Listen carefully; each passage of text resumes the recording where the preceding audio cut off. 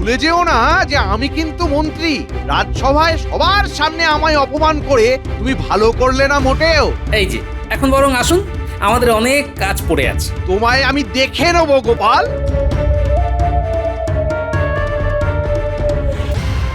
বুঝলে গোপাল, মন্ত্রীমশাই যেভাবে গেলেন তাতে মনে হচ্ছে তোমার পিছু পড়লো বলে। এ আর নতুন কি হে বিজ্ঞানী?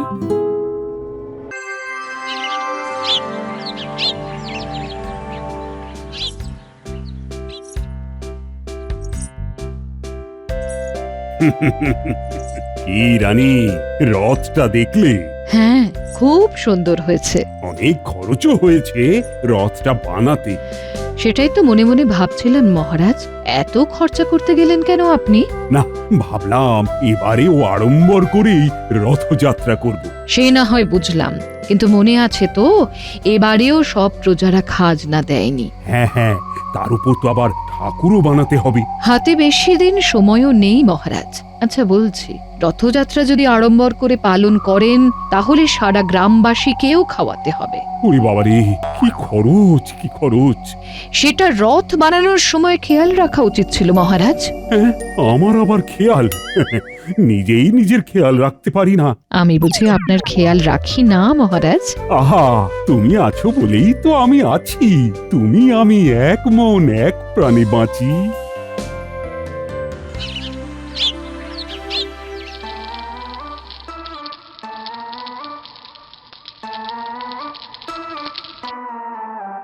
গিন্নি, কি বানাচ্ছ বলো তো?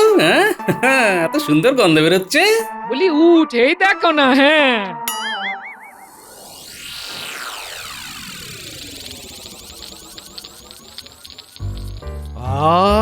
কি গিন্নি, মনে হচ্ছে আজ পাঁপড় ভাজছ?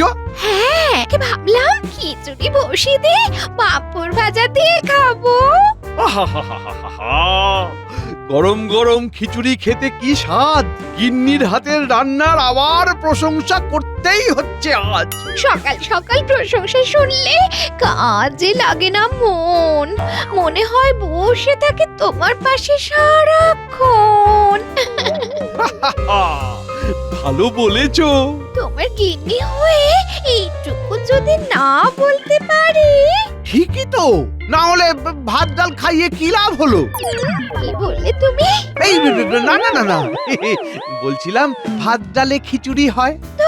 চালে ডালে খিচুড়ি হয়, এখনো শিখলে না? দেখি রথ উপলক্ষে দুদিন ছুটি পাওয়া যায় কিনা। তাহলে তোমায় নিয়ে 2 দিন মায়ের বাড়ি ঘুরে আসবো। আচ্ছা আচ্ছা, দেখি দেখি মহারাজকে গিয়ে বলি। হ্যাঁ,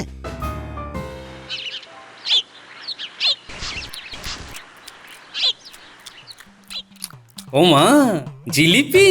ও বাবা, এই যে দেখছি গুলটে ন্যাপলা পুঁটি এসেছিস। সেই কখন থেকে ডাকছি তোমায়। নে নে, প্রাণ ভরে জিলিপি খা, পুঁটি গুলটে ন্যাপলা খা খা। কেমন বানিয়েছি বলো বলো বলো। গিন্নি, তুমি হলে সেরার সেরা রাঁধুনি। দেখো না, গ্রামে খুব শিগগির শুরু হবে আমায় নিয়ে ফিসফিসানি। হ্যাঁ, সবাই বলবে গোপালের বউ সেরা রাঁধুনি। আর তুমি মনে মনে বলবে এটা তো আমি কবেই জানি।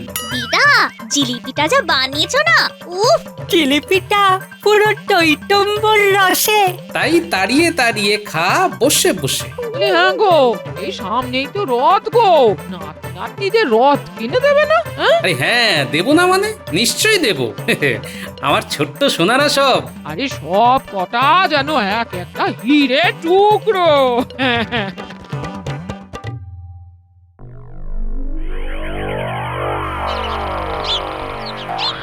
জাহাপানা, ডাকার জন্যে করুন ক্ষমা, একটু উঠুন বসে। কে কে? ও তুমি? আগে একটা খবর দিতে হয়েছি হাজির। তা কি এমন খবর শুনি যার জন্য তুমি হাজির হলে এক্ষুনি? জাহাপানা, আর ঠিক 3 দিন বাদে রথযাত্রা উৎসবে। বলো বলো, থামলে কেন? আমাদের সব রাঁধুনিরা চাইছে ছুটি। রাঁধুনিরা ছুটি নিলে খাবো কি, দুধ রুটি? তাছাড়া ওই দিন আছেটা কি? তারা ছুটি নিয়ে সব যাবে কৃষ্ণনগরে। শুনলাম সেখানে নাকি রথের উৎসব পালন হবে দারুণ করে। বলো কি উজির? আগে হ্যাঁ নবাব, যাবেন নাকি দেখতে একবার? সেখানে গিয়ে কি হবে? সেখানে গেলে রথ টানা দেখার পাশাপাশি পাঁপড়, জিলিপি আরো নানা মন্ডা মিঠাই খাওয়া যাবে।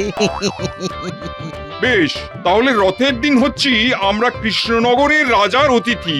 এই খবরটা দিয়ে কৃষ্ণচন্দ্রকে পাঠিয়ে দাও চিঠি। বেশ, তাহলে লিখে দেব, রথের দিনে আপনি, আমি আর আমাদের সকল কর্মচারীগণ আশা করছি পাবো রাজা কৃষ্ণচন্দ্রের সাদর সম্ভাষণ।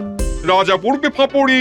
ঠিক করে আতিথেয়তা না পেলেই করব গোলমাল। কৃষ্ণনগরের পরিস্থিতি হবে টালমাটাল।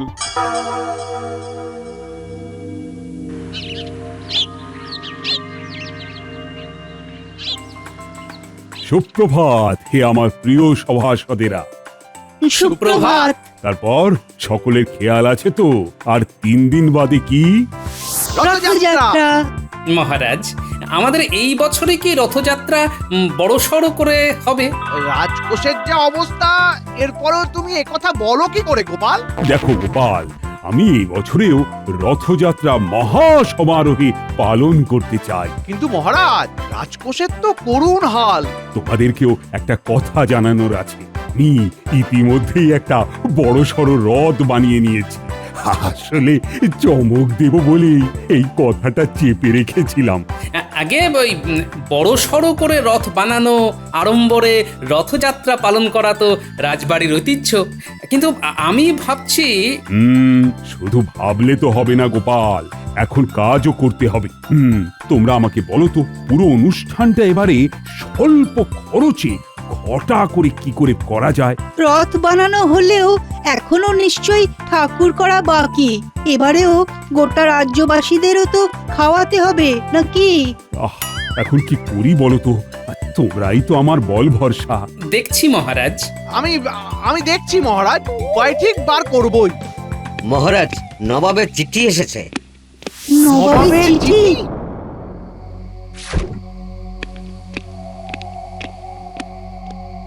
চিঠিটা খোলার আগে আমি ছুটির কথাটা বরং মহারাজকে বলি। এই মন্ত্রী, চিঠিটা পড়ো দেখি। মহারাজ, একটা কথা ছিল। তোমার আবার কি কথা মন্ত্রী? আগে মহারাজ, রথের দিন ছুটি নিতে চাই, একটু গিন্নিকে নিয়ে শাশুড়ি মার কাছে যাব। হ্যাঁ, নবাবের চিঠি এসেছে আর তুমি কিনা রথের দিন ছুটি চাইছো? জ্বালা রে বাবা। এই জ্যোতিষী, নবাবের চিঠি খুব একটা ভালো বার্তা আনেনি। কি সর্বনাশ! পড়ো মন্ত্রী, পড়ো। মহারাজ, চিঠিতে নবাব জানিয়েছেন যে তিনি, উজির আর ওনার প্রাসাদের কর্মচারীরা রথের দিন কৃষ্ণনগরে আসছেন। তার মানে থাকবেন? হ্যাঁ। মহারাজ, আপনার সাথে চাষি ভাইয়েরা দেখা করতে এসেছে। বেশ, পাঠিয়ে দাও।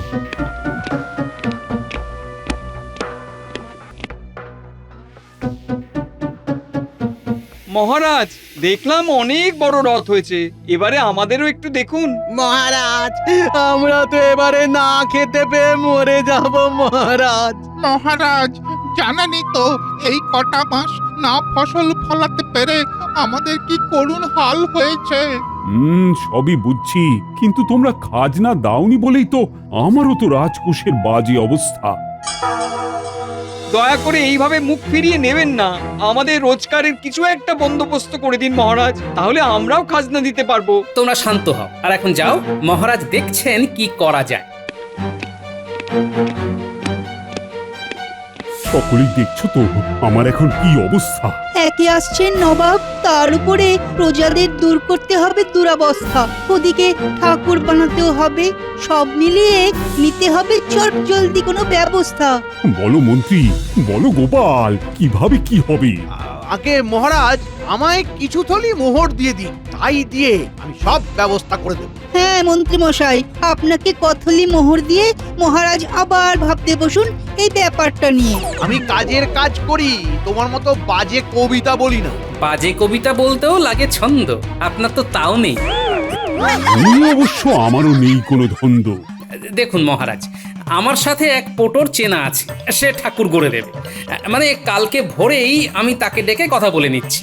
তারপরে রথ যেহেতু টানা হবেই, সেক্ষেত্রে আপনি রাজ্যের সকলকে বলুন যে যা মুখরোচক খাদ্য বানাতে পারে সেই সবের পসরা নিয়ে আমাদের দ্বারা আয়োজিত খাদ্য মেলায় যাতে চলে আসে। তার মানে তুমি বলছো আমাদের এখানে রথযাত্রা উপলক্ষে খাদ্য মেলার আয়োজন করতে? আজ্ঞে মহারাজ, খাবারের দোকান দিলে ওদেরও আয় হবে, আর আয় হলে রাজকোষ আবার ভরে উঠবে। নবাব, উজির ও তাদের কর্মচারীরাও নানা ধরনের ওই মুখরোচক খাবার খেয়ে খুশি হবেন। খাদ্য মেলায় পাঁপড়, মিষ্টি, জিলিপি, চপ, সিঙ্গারা নবাবকে বলবেন, আহা কি খাদ্য মেলার না আয়োজন করেছো তোমরা। মহারাজ মহারাজ আমার কথাটা শুনুন, এসবে কাজ হবে না। আমায় কথলি মোহর দিন, আমি সব করে দেব। মহারাজ, মন্ত্রী মশাইকে বরং আপনি ছুটি দিয়ে দিন। সেই ভালো, আর সব ব্যবস্থা তো তুমিই করছো। হ্যাঁ মহারাজ। মন্ত্রী, রথের দিন তুমি বরং ছুটিটা নিয়েই নাও, আসলে তোমার তো কোনো কাজও নেই। গোপাল গোপাল, ভুলে যেও না যে আমি কিন্তু মন্ত্রী। রাজসভায় সবার সামনে আমায় অপমান করে তুমি ভালো করলে না মোটেও। এই যে এখন বরং আসুন, আমাদের অনেক কাজ পড়ে আছে। তোমায় আমি দেখে নেবো গোপাল।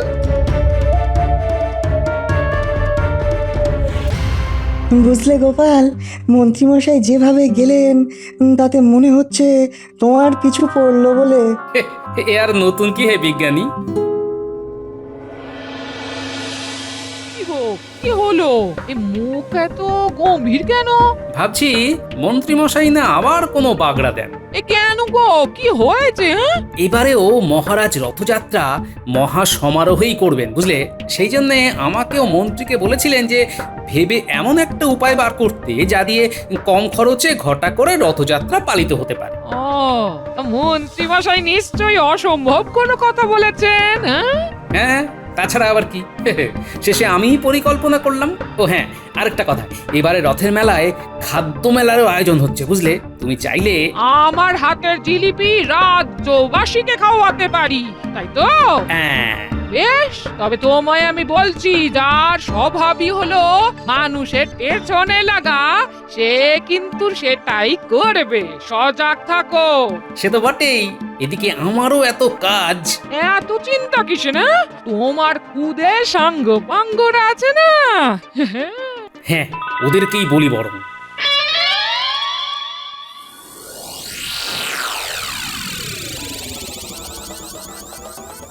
কি ছুটি দিল? হ্যাঁ, সে দিয়েছে, তবে ওই বেটা গোপাল ঘোর অপমান করেছে। তুমি এত ছাড়বে না নিশ্চয়? যত বদ বুদ্ধি আছে কাজে লাগাবে। সে আর বলতে। যাও, কলঘর থেকে হাত পা ধুয়ে এসো, তারপর গরম গরম চা খেতে খেতে বরং সব শোনা যাবে। যাও। শোন, বলছি কি, আমার এখন কাজের খুব চাপ, তাই তোরা মন্ত্রীর বাড়িতে গিয়ে একটু নজর রাখতো। ওরে বাবা, তার মানে সে আবার কোনো বদমাইশি করবে মনে হচ্ছে। ওই জন্যই তো তোদের নজর রাখতে বলছি। তুমি কোনো চিন্তা করো না, আমরা এক্ষুনি যাচ্ছি। এই সাবধানে যাস বাবারা, সাবধানে যাস। তুমি চিন্তা করো না দিদা, একদম বিড়ালের মতো পা টিপে টিপে যাবো।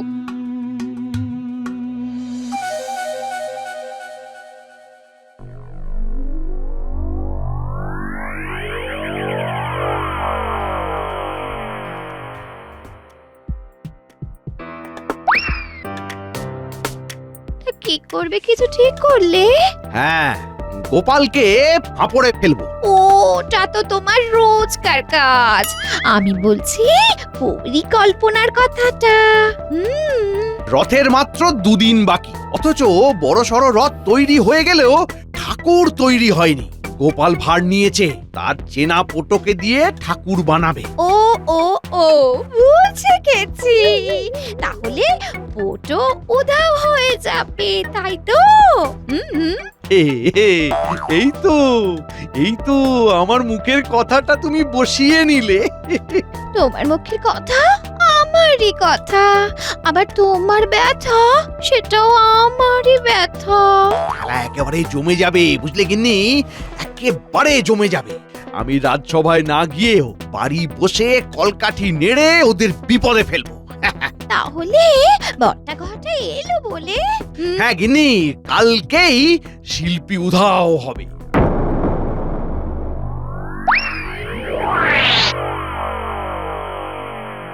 কি বলছিস? পোটোকে উধাও করবে বললো? হ্যাঁ দাদু, নিজের কানে শুনলাম। আচ্ছা, তাহলে তো আমায় এক্ষুনি উল্টো কোনো চালের কথা ভেবে রাখতে হচ্ছে। বলি ছেলে মেয়েগুলো এত যে খাটলো, ওদের কিছু একটা দেবে না? হ্যাঁ? নিশ্চয়ই দেব গিন্নি। আমার খেয়াল আছে, এই ঝামেলাটা কাটলেই ওদের জন্যে রথ নিয়ে আসবো। ও, এই পুটি, তোর বাবা বাড়ি আছে তো? হ্যাঁ আছে গোপাল দাদু। শিগগির একবার ডেকে আনতো। কি ব্যাপার মন্ত্রী মশাই, অনেকদিন পর খোঁজ নিলেন যে? নিশ্চয়ই ওই ভাঁড়টাকে বেকায়দায় ফেলতে হবে। বাজে কাজ ছাড়া তোদের আর মনে পড়ে না রে। আপনি এমনিতে খুব একটা ভালো কাজ বোধহয় করেননি। তাই আমাদের আর ভুলতেও পারেন না মন্ত্রী মশাই। বাজে কথা ছেড়ে কাজের কথাটা শোন। মোহরের থলিটা দিয়ে কাজের কথাটা বললে কানে বেশি করে কথাগুলো ঢুকবে। কি বলবো আর তোদের।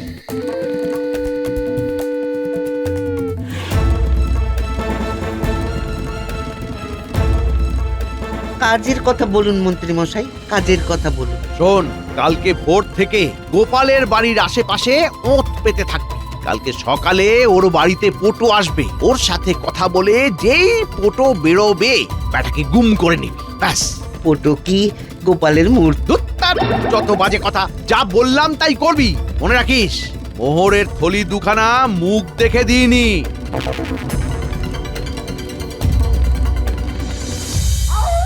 বলো গোপাল দাদা। শোনো, রথযাত্রা উপলক্ষে গ্রামে খাদ্য মেলা হবে। সেই মেলায় তোমাদের গ্রামবাসীদের ভিতরে যে যা মুখরোচক খাবার বানাতে পারো, সেই সবের পসরা নিয়ে হাজির হয়ে দোকান দিতে পারো। বাহ, তাহলে তো আমাদেরও 2 পয়সা আয় হবে। হ্যাঁ, এই তোমাদের কথা ভেবেই এই সিদ্ধান্ত নেওয়া হয়েছে। তাহলে আমি এক্ষুনি গিয়ে গ্রামে বলে দিই সবাইকে। কাল সকাল হলেই রাজপেয়াদা এসে এই খবরটা সবাইকে দিয়ে দেবে। তুমি এখন আমার সাথে যাবে, তোমার অন্য একটা কাজ আছে। কি কাজ গোপাল দাদা?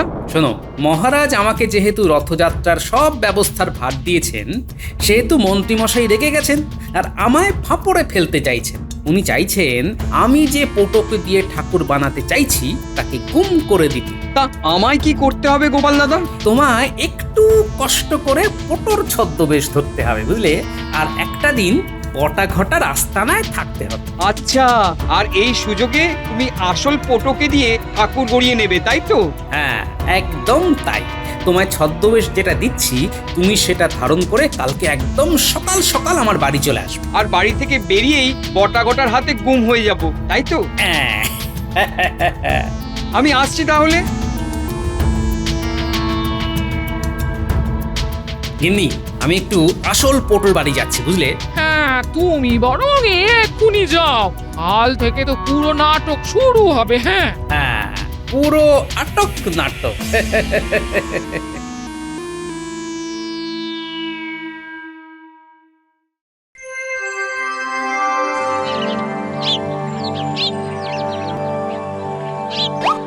কিরে, কখন আসবে? কি করে জানবো? আমাকে বলেছে নাকি? এমন খিচুচ্ছিস কেন? তা কি করবো বল? এই মন্ত্রী আর গোপালের ভিতরকার ঠান্ডা যুদ্ধ যে কবে শেষ হবে। যা বলেছিস। উফ, পোটোটা যে কখন আসবে। এই ওটা, ওই দেখ।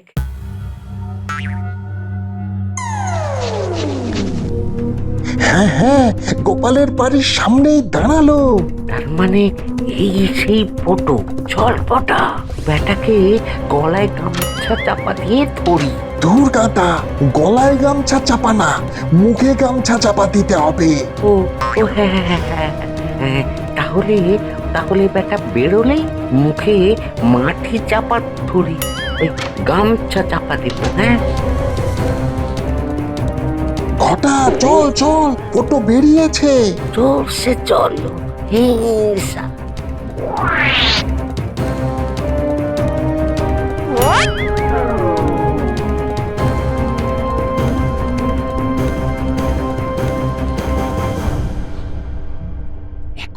দেখো, ওষুধে কাজ হয়েছে।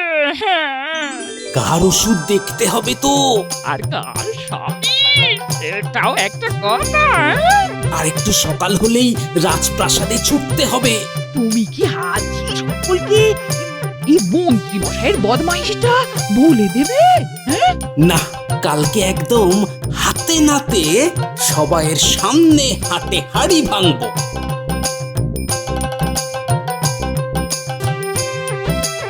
তাহলে তুমি বলছো গোপাল কালকে একদম সঠিক সময়ে ঠাকুর এসে যাবে? গোপালকে দায়িত্ব দেওয়া মানে একদম নিশ্চিন্ত হয়ে যাওয়া মহারাজ। আমি তাহলে আসছি, চিন্তা করবেন না, সব ব্যবস্থা করা আছে।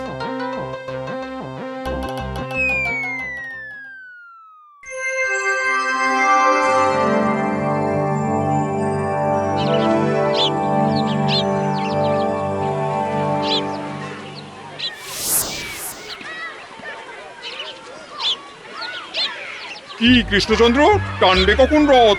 এসেছি তো অনেকটা পথ। চারিদিকে এত খাবার দেখেই তো খিদে পায়। পেট বলে খাবারকে দেখে। ওরে তুই এবার কাছে আয়। বাবা বাহাদুর, আর মাত্র কিছুক্ষণ, ঠাকুর এসে পড়বে যখন তখন। মহারাজ, ঠাকুর আদৌ আসবে তো?